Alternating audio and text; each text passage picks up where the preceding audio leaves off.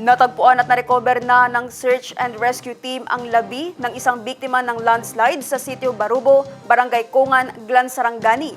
Ang News Now sa report.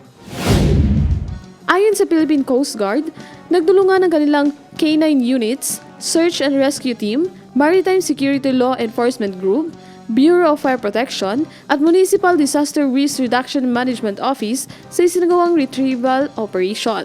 Bandang alas 10 ng umaga, June 18, 2026, inulat ng mga residente na may natuklasang bahagi ng katawan ng tao sa lugar na nauna ng tinukoy ng Coast Guard working dogs na sina Siri at Talia sa isinagawang K9 search operation noong June 16. Agad na kinumpirma ng mga rescuers ang presensya ng mga labi at sinimulan ang retrieval operation bandang alas 12 ng tanghali, tuluyang na-recover ang bangkay ng isang 29 years old na residente ng barangay.